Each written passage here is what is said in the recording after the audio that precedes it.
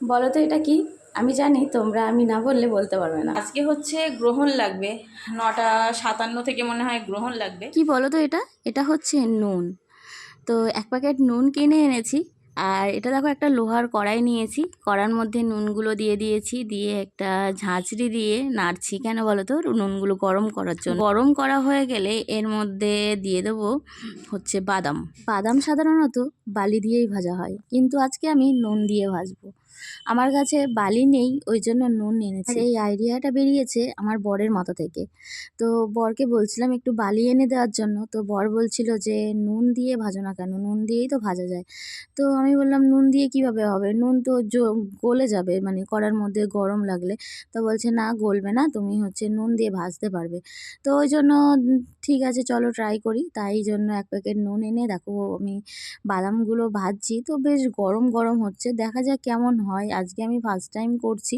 তো বাদামগুলো কি হয়েছিল বলো তো? এগুলো কিন্তু ভাজা বাদাম। দাদাভাই বেশ কয়েক মাস আগে এনে দিয়েছিল। তো সেইগুলোই আর কি আমি গরম করে নিচ্ছি। বাদামগুলো নিমড়ে গেছে, মানে একদম নরম মতো হয়ে গেছে। তো এগুলো ফেলে দিতে হতো। তো ভাবলাম যে চলো একবার ট্রাই করি, মানে কাঁচা বাদাম ভাজতে গিয়ে ভাজা বাদামগুলো আরেকবার গরম করে নিচ্ছি। এগুলো যদি ঠিকঠাক হয়ে যায়, কাঁচা বাদামগুলো এখন ভাজবো না। তো কাঁচা বাদামও রয়েছে বেশ অনেকটা। তো এই কাঁচা বাদাম ভাজার জন্যই আর কি আইডিয়াটা মাথা থেকে বার করা। হয়তো অনেকেই জানো, আবার অনেকেই জানো না। এই ছোট ছোট জিনিসগুলো কিন্তু অনেকেই জানে না। আমি জানতাম না, তাই তোমাদের সাথেও শেয়ার করলাম। তো দেখাই যাক নুন দিয়ে বাদাম ভেজে। বালি পাওয়া যাচ্ছে না, মানে বালি বাড়িতে নেই আর কি। তো ওই জন্য নুন কিনে নিয়ে এসে নুন কিনে বাদাম ভাজছি। দেখা কাঁচা বাদামও রয়েছে অনেকটাই। তো আজকে এই বাদামগুলো জানো তো, ভাজা বাদামই নরম হয়ে গেছে বললাম তোমাদের। তো ওটাই আর কি গরম করে দেখবো যে আসলে শক্ত হয় নাকি। আর কাঁচা বাদামও রয়েছে, অনেকটাই কাঁচা বাদাম রয়েছে। তোমাদের দাদাভাই সে এনেছিল অনেক দিন আগে, মানে আমার সোনা যখন যখন যখন নতুন নতুন হয়েছে, মানে এখান থেকে অনেক 6-7 মাস আগে উম, তখন এনেছিল। সে বাদাম কাঁচা বলে ভাজাও হয় না, খাওয়াও হয় না।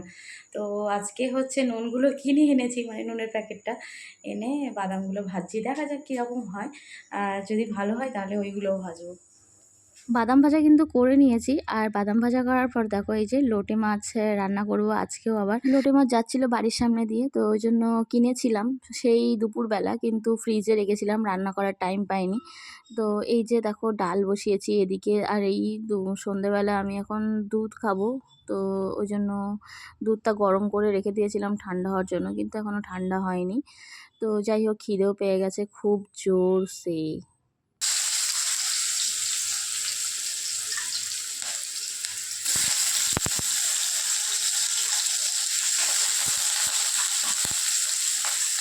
না, আজকে আর তোমাদের সাথে রান্না শেয়ার করব না। তবে এই যে দেখো আলুগুলোর কিন্তু আজকে খোসা ছাড়াইনি, খোসা শুদ্ধ রান্না করছি। মনে হলো যে খোসা শুধু রান্না করি, তাই করছি। Hello everyone, good evening. তো রান্নাঘরে চলে এসেছি অনেকক্ষণ আগে। এই যে সোনামায়ের একটুখানি আমাদের ডাল হয়ে গেছে, ডালের একটুখানি জল তুলে নিয়ে, আর তার মধ্যে অল্প এই কটা চাল, এই গুনে মনে হয় 20-25টা চাল হবে। তো চাল দিয়ে ভাত দিয়েছি, আর হচ্ছে মানে ভাত করছি, আর একটা ছোট আলু সিদ্ধ করছি তো আমার সোনামায়ের জন্য। কিন্তু ব্যাপার হচ্ছে এই ছোট পাত্রটাই চাপিয়েছি, চাপানোর পরে কখন যে হবে মানে বুঝতে পারছি না। আর এদিকে দেখো এই যে চাল আর আলু একসাথে করা, আর ডালটা হয়ে গেছে। দেরি হলে কোনো অসুবিধা নেই, কিন্তু আজকে অসুবিধা রয়েছে। আজকে হচ্ছে গ্রহণ লাগবে, 9:57 থেকে মনে হয় গ্রহণ লাগবে। তো তার আগে খাওয়া দাওয়া করে নিতে হবে। আমাদের বাড়িতে এই গ্রহণটা বাঁচবে বলছে। সব গ্রহণ সেইভাবে সব সময়ের জন্য বাঁচা হয় না, তবে এই গ্রহণটা বলছে বাঁচবে। তো ওই জন্য আর কি তাড়াতাড়ি করে রান্না করব।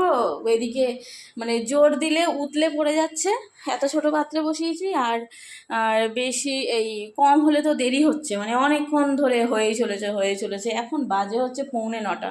আমি এই ভাতটা চাপাবো, চাপিয়ে এই সোনার ভাতটা হয়ে গেলে সোনাকে খাইয়ে দেবো।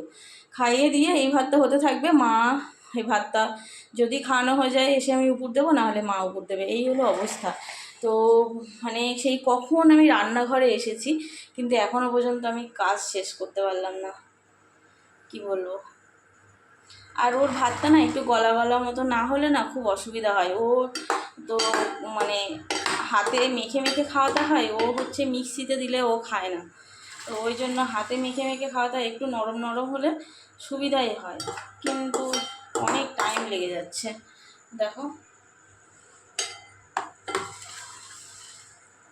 হয়ে এসছে প্রায় প্রায়, এবার এই ভাতটা চাপিয়ে দেবো, দিয়ে সোনাকে খাইয়ে দেবো।